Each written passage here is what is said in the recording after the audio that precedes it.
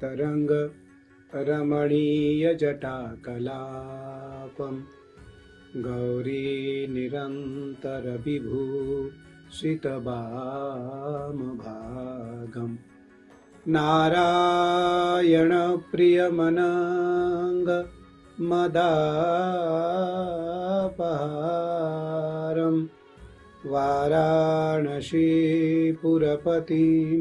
भज विश्वनाथम् काशीपतिं पुरपतिं भज विश्वनाथम् गौरीपतिं पुरपतिं भज विश्वनाथम् गंगा गंगेति यो ब्रूयात् योजनानां सतेरपि मुच्यते सर्वपापेभ्यो विष्णुलोकं सगच्छति।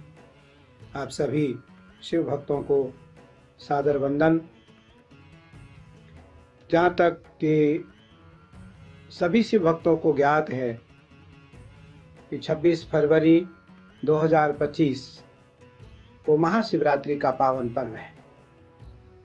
संसार में कौन सा ऐसा कोई प्राणी है जो शिव को न मानता हो, जो शिव को न चाहता हो, जो शिव को न पूजता हो, जो शिव को न चाहता हो, जो शिव का हृदय में सम्मान न करता हो और शिव के बिना गति हो, ऐसा कोई नहीं है। भगवान शिव देवाधिदेव महादेव सबका कल्याण करते हैं। और इस महारात्रि शिवरात्रि की जो रात्रि है उसको महारात्रि कहा गया है। इस महारात्रि में श्रद्धा से, भाव से, निष्ठा से, विश्वास से अगर एक लोटा सामान्य जल, गंगा जल समझ करके भी यदि कोई महादेव को अर्पित करता है, करेगा, तो निसंदेह उसका कल्याण होता है, उसका कल्याण होगा। और जो व्यक्ति 4 पहर की पूजा करता है, जो व्यक्ति प्रथम पहर, दूसरी पहर, तीसरी पहर और चौथी पहर, 4 पहर की पूजा करता है, सायंकालीन 7 बजे से लेकर के 8 बजे से 7 बजे से लेकर के 7:30, 7:40, 8 बजे से भी 8 बजे से लेकर के प्रातः 5 बजे तक, प्रातः 5 बजे तक 4 प्रहर की अगर कोई पूजा करता है 4 प्रकार से। प्रथम पहर में गंगा जल से अभिषेक करे, दूसरे पहर में गैया के दूध से अभिषेक करे, तीसरे पहर में सरसों तेल से अभिषेक करे और चौथे पहर में गन्ने के रस से अभिषेक करे। इस प्रकार से 4 प्रकार से अगर कोई अभिषेक करता है तो निस्संदेह उसको धर्म, अर्थ, काम और मोक्ष, इन 4 चीजों की प्राप्ति होगी। अभिषेक क्योंकि स्वयं नहीं कर सकते हैं, उसके लिए ब्राह्मण की आवश्यकता पड़ती है।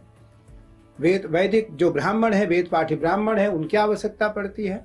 तो निस्संदेह आसपास ग्राम से, आसपास गांव से, शहर से कुछ ब्राह्मणों को जरूर बुला लें। और 2 प्रकार से पाठ होते हैं। एक तो सामान्य जो पाठ होते हैं, रुद्राष्टाध्याय का सामान्य पाठ करा लें, 11 ब्राह्मण मिलते हैं तो सामान्य 11 पाठ करा लें। और यदि सामान्य ब्राह्मण सामान्य पाठ नहीं कराते हैं, आप नमक चमक से पाठ कराते हैं, लघु रुद्र कराते हैं, तो उसका जो आनंद है, उसका जो फल है, वो वेद ने कहा कि वो देवताओं को भी दुर्लभ है, देवताओं को भी दुर्लभ है। और कोई ऐसा कार्य है ही नहीं जो पूरा ना हो, कोई ऐसी आपकी इच्छा नहीं है जो पूरा ना हो। संपूर्ण इच्छा आपकी पूर्ण होगी, सारी इच्छाएं आपकी पूर्ण होगी। और यदि कोई नहीं कर सकता है तो उसके भी उपाय हैं। केवल मानसिक पूजा, शिव मानस पूजा स्तोत्र, आप स्तोत्र रत्नावली खरीदें, गोरखपुर गीता प्रेस का स्तोत्र रत्नावली खरीदें। और स्तोत्र रत्नावली में शिव मानस पूजा स्तोत्र है। रत्ने कल्पितमासनम हिमजले स्नानं च दिव्यांबरम नाना रत्न विभूषितं मृगमदा मोदांकितं चंदनं जाति चंपक बिल्वपत्र रचितं पुष्पं च धूपं तथा दीपं देवदयानिधे पशुपते हृत्कल्पितां गृह्यताम् सौवर्णेन नवरत्नखण्डरचिते पात्रे घृतां पायसम्। इस प्रकार से मानस पूजा केवल मन में संकल्प लेना है। स्तोत्र पढ़ते समय आंखें बंद करके महादेव को हर वस्तु अर्पित करना है। 16 प्रकार की पूजा होती है। आप सभी को ज्ञात है 3 प्रकार के विशेष पूजा होते हैं, मनसोपचार, पंचोपचार और षोडशोपचार। चौथा जो पूजन है वो राजोपचार है। 5वां जो पूजन है वो तमसोपचार है, तामस पूजा। लेकिन वो तो हम लोग करते नहीं, तो हम 4 प्रकार की पूजा में से जो कर सकते हैं, मानस पूजा कर लें तो उसका भी फल उतना ही है।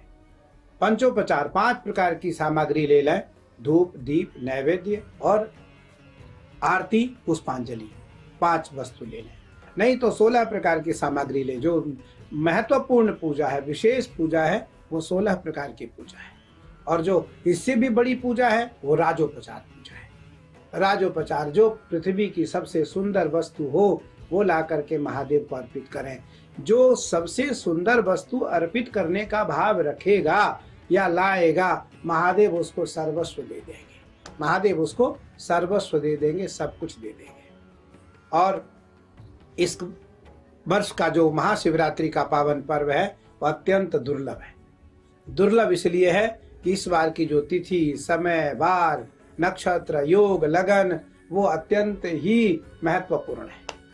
इसलिए आप जरूर महाशिवरात्रि का व्रत रखें। व्रत का अर्थ होता है उस दिन थोड़ा सा खाएं, मन को परमात्मा महादेव में ले जाने का, महादेव में लगाने का अभ्यास करें और रात्रि में बैठने का अभ्यास करें। रात्रि काल में पूजन करें। रात्रि, क्योंकि रात्रि देखो महादेव की जो पूजा का विधि है वो रात्रि में है, इसलिए इसको कहा गया शिवरात्रि। उस दिन शिव की रात्रि है। उस रात्रि में केवल महादेव का ही अर्चन हो, महादेव की ही उपासना हो, केवल महादेव का ही चिंतन हो, केवल महादेव का ही आत्मचिंतन हो और केवल महादेव के शरण में ही मन को ले जाने का अभ्यास करें, प्रयास करें। भैया, जो भी व्यक्ति महादेव के चरणों में इस रात्रि को मन अर्पित करने का अभ्यास और प्रयास करेगा, निसंदेह उसका कल्याण के साथ साथ उसका मन ईश्वर में अर्पित होगा।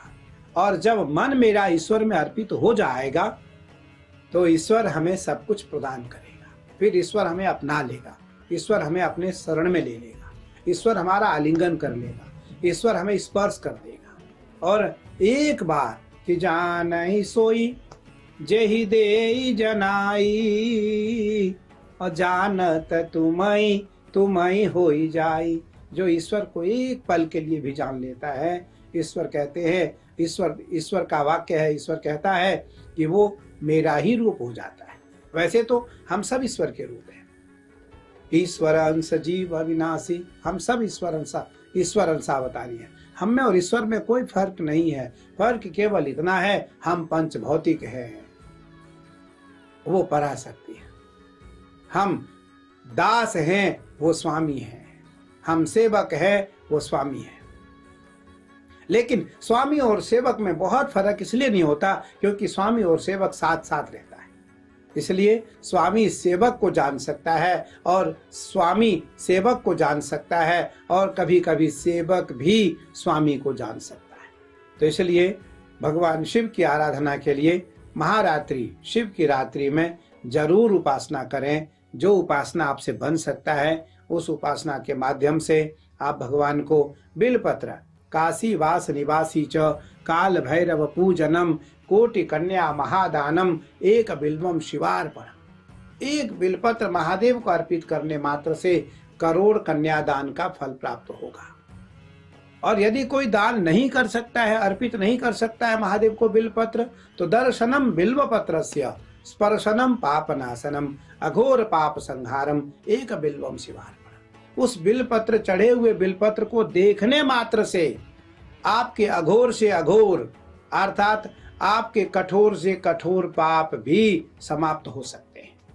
और त्रिदलम त्रिगुणाकारम त्रिनेत्रम च त्रयायुधम त्रिजन्म पाप संहारम एक बिल्वम शिवार्पणम। और जो भाव से, श्रद्धा से, निष्ठा से और विश्वास से महादेव को एक बिल्वपत्र अर्पित करेगा, उसके 3 जन्मों के पापों से वो मुक्ति पा जाएगा। इसलिए इस महारात्रि में आप शिव की उपासना न भूलें, इस महारात्रि में शिव की उपासना न छोड़ें, इस महारात्रि में शिव का चिंतन न छोड़ें। ओम नमः शिवाय। जितना हो सकता है आपसे, आप महादेव का चिंतन करके, महादेव का अभिषेक करके, महादेव का जलाभिषेक करके धर्म, अर्थ, काम और मोक्ष, इन चारों चीजों की उपासना करने वाला, मैंने आपको 4 विधि बताया कि 4 पहर की रात्रि में चारों सेवा महादेव की करें। और जो समय बाप से बचे, जो समय बचे उस समय में आप ओम नमः शिवाय, ओम नमः शिवाय, ओम नमः शिवाय, ओम नमः शिवाय, ओम नमः शिवाय,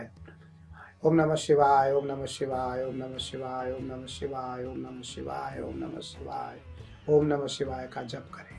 आप भटके नहीं। सनातनी हमारे बहुत भोले भाले होते हैं, आप भटके नहीं।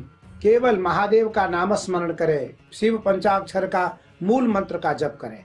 मूल मंत्रों का जप करने वाला प्राणी भगवान शिव को अत्यंत प्रिय हो जाता है, महादेव को अत्यंत प्रिय हो जाता है। इसलिए आप निसंदेह याद रखें कि 26 फरवरी 2025 का दिन आपके लिए अत्यंत महत्वपूर्ण है। और उस दिन आप प्रातः काल से लेकर के रात्रि, प्रातः काल से प्रातः काल तक आप व्रत रखें।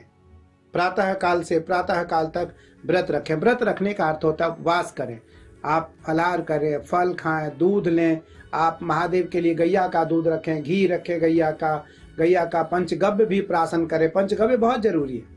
पंचगव्य गैया की सबसे पहले गोमूत्र, गैया की गोबर, गैया की दूध, गैया के दूध की दही, गैया की दूध की दही की घी, 5 चीजों को मिला करके पंचगव्य कहा जाता है। तो यत्र गस्तिगतम पापम देहे तिष्ठति मामके प्राश्नात् पंचगव्यस्य द्यहत्यग्निम निवेदनम। इस प्रकार से इस मंत्र के द्वारा गायत्री मंत्र बोलते हुए मन में गायत्री मंत्र बोले और 3 बार पंचगव्य प्राशन करें। वर्ष भर में जो भी आपने पाप किया है, वर्ष भर में जो भी आपके द्वारा इस प्रकार से कर्म हुए हैं जो परमात्मा को प्रिय नहीं है, उस कर्म से, उस प्रकार से, उस पाप से आप मुक्ति पा जाएंगे। आपका पंचभौतिक शरीर शुद्ध हो जाएगा और आप व्रत करने के योग्य हो जाएंगे। और आप व्रत करने के योग्य हो जाएंगे पंचगव्य प्राशन करके आप। और उस दिन व्रत करने से पूर्व आप जब शौच कर्म करते हैं, उसके बाद जब आप ब्रश करते हैं तो ब्रश न करें। उस दिन दत्वन करें, नीम की दत्वन करें, बबूल का दत्वन करें, सिहोरा का दत्वन करें। जो भी आपका मन करता है उस दत्वन करें। आप उस दिन दत्वन करें, दातुन के द्वारा आप मुख को धोएं। और उसके बाद आप पंचगव्य प्राशन करने से पूर्व आप गंगा स्नान करें या बाथरूम में नहाएं। स्नान करने के पश्चात आप पंचगव्य प्राशन करें और पुनः स्नान करें, भगवान सूर्य को अर्घ्य दें, भगवान सूर्य को नमन करें। उसके बाद व्रत प्रारंभ करें, व्रत प्रारंभ करें। आप देखिए निसंदेह भगवान की कृपा आपके ऊपर होगी, महादेव आपके ऊपर कृपा करेंगे और आपका जो भी कार्य है वो पूरा होगा। जो भी कार्य आपके हैं वो पूरे होंगे, जो भी आपकी इच्छा है वो आपकी पूर्ण होगी। इसीलिए आप इस प्रकार से नियम का पालन करते हुए व्रत करें और महादेव को आप अर्पित करें। जो भी वस्तु आपके पास संभव हो सकता है, बिलपत्र, दूब, भांग। लोग कहते हैं ना महादेव गांजा पीते हैं, महादेव ये करते हैं। मैं आपको फिर बता देना चाहता हूँ, महादेव ने कभी गांजा का सेवन नहीं किया। महादेव तो समय समय पर महादेव दुराचारियों को मारने के लिए, महादेव दुष्टों का वध करने के लिए, महादेव आतताइयों का वध करने के लिए महादेव किंचित मात्र भांग का सेवन करते हैं, किंचित मात्र भांग का सेवन करते हैं। और वो भांग हमारे लिए नहीं है। मैं फिर कहता हूं आपको, भांग मेरे लिए नहीं है। हम उसका सेवन न करें, उसका सेवन तो महादेव ही कर सकते हैं। जिस प्रकार से हलाहल विष पान करके महादेव विष को पचा सकते हैं, उसी प्रकार भांग भी खा करके महादेव भांग पचा सकते हैं। हम भांग न खाएं। ऐसा नहीं कि महादेव का मैं भक्त हूं तो मैं भांग खा लूं, मुझे भांग खाने का अधिकार नहीं है, मैं भांग न खाऊं। महादेव को अर्पित करें। और महादेव जो है परम दयालु है, ओडरदानी है। चिता भस्मा लेप सृगपिञ्जरकरोटी परिकरः अमङ्गल्यं शीलं तव भवतु नामैवमखिलं तथापि स्मर्तॄणां वरद परमं मंगलमसिः। भगवान शिव स्मशान में रहते हैं। स्मशाने स्वाक्रीडा स्मरहर पिशाचा सहचरा चिता भस्मालेप सृगपिञ्जरकरोटी परिकर अमङ्गल्यं शीलं तब भवतु नामैवमखिलं तथापि स्मर्तॄणां वरद परमं मंगलमसि। भगवान शिव स्मशान में रहते हैं। भगवान शिव का रूप अमंगलकारी होता है, लेकिन भगवान शिव का कार्य मंगलकारी होता है। इसलिए हमारे जीवन का उद्देश्य होना चाहिए। हमारा रूप कैसा भी हो, हमारी पहनावा कैसे भी हो, लेकिन हमारा आहार विहार और व्यवहार समाज कल्याण के लिए होना चाहिए, राष्ट्र कल्याण के लिए होना चाहिए, देश कल्याण के लिए होना चाहिए। आज जिस प्रकार से महाकुंभ का पावन पर्व चल रहा है, आपने देखा करोड़ों करोड़ 55-56 करोड़ लोग आज कुंभ में स्नान करने आए। मैं तो अपने सभी भक्तों को बधाई देना चाहूँगा कि जिन भक्तों ने आकर के हमारे शिविर में भोजन प्रसाद लिया, जिन भक्तों ने आकर के मेरा दर्शन में किया, मुझसे मिले, मैं उनसे मिल पाया, जो भक्त हमारे आश्रम में रहे, जिन भक्तों के कारण मेरा यह विशाल शिविर चल पाया, मैं उन सब भक्तों के लिए महाशिवरात्रि का यह पावन पर्व श्रेष्ठ और उत्तम हो, श्रेष्ठ और उत्तम हो, कल्याणकारी हो, यही कामना मैं अपने महादेव से, अपने आराध्य देवाधिदेव महादेव से करूंगा कि हमारे उन सभी भक्तजनों का कल्याण करें और जो कुंभ में आने वाले सनातनी थे उनके ऊपर आपकी कृपा हो, और जो भारत में नहीं विश्व में रह रहे सनातनी हैं उनको शिव व्रत करने का सहज स्वभाव उनके मन में आ जाए, उनका सहज मन हो जाए कि मैं सब के सब शिव व्रतोत्सव करूं और शिव का उत्सव करूं, शिवरात्रि का महा महोत्सव व्रत करूं। एक दिन की जो उत्सव है, एक दिन का जो उत्सव है, यह महा उत्सव है, यह महा महोत्सव है। अगर इसको महा महोत्सव कहें तो कम नहीं, अतिशुक्ति नहीं होगी। ये महा महोत्सव है, इसलिए उस उत्सव को उत्सव न समझें।